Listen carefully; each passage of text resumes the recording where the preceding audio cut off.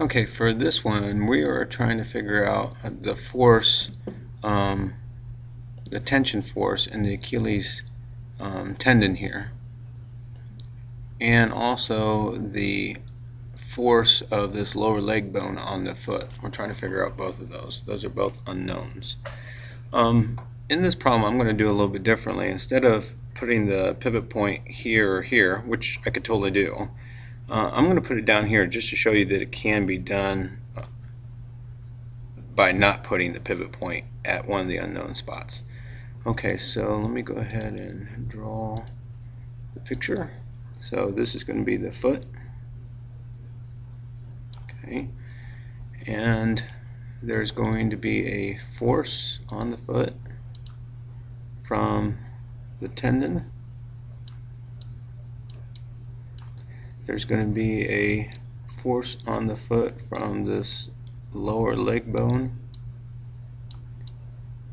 and there's going to be a normal force on the foot as well, right where it makes contact.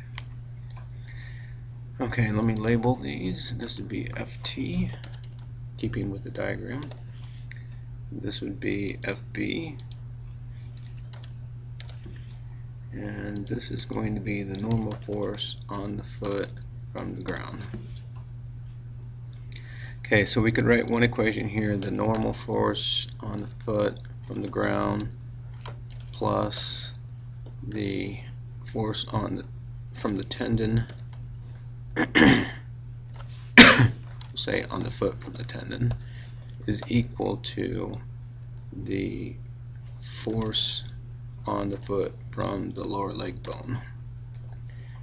Now we do know what the normal force is going to be. That's going to be the same magnitude as the weight, so that's going to be 720 newtons. But the other two I don't know what those are. So those two unknowns that they're asking me to find. I'm going to choose the pivot point to be down here. It probably makes more sense to put it here or here since those are the unknowns, but I'm going to put it down here just to see what happens. So let's pick a different color. Let's say this one here. So this is going to be my pivot point for my torque equation. And so now we can see we have a torque from this equals a torque from this one here. Okay, well let's see what I can write. I have the torque from the tendon equals the torque from the bone. This would be the force on the foot from the tendon times that distance, and that distance would be 3 times little d, because it says 2d, or excuse me, it says big D is twice as big as little d. Okay, there is some angle in there, but I don't really need to know that. I just need to know the perpendicular distance from the pivot point. Okay, equals, let's see, it's going to be the force on the foot from the bone times big D, which is really 2 little d. I can simplify this a little bit, and I get the force on the foot from the tendon is equal to 2/3 of the force on the foot from the bone. I'm going to then, notice I have, at this point, I have two equations right here, this bottom equation and this equation, and two unknowns. I'm going to plug this equation into this equation here.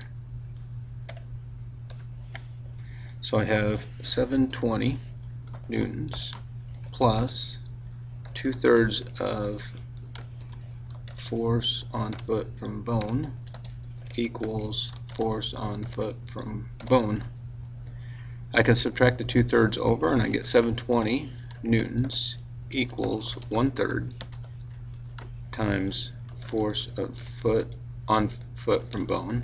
I can multiply both sides by 3 and I got 2,160 newtons equals the force on the foot from the bone.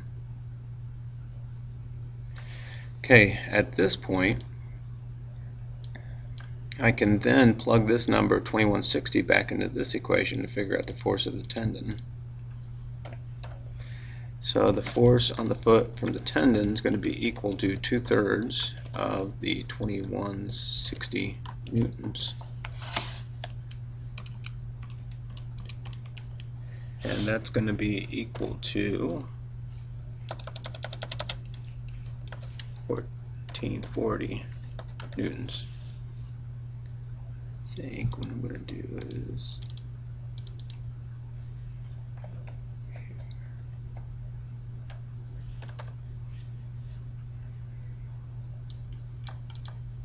and I think I'm also going to do that up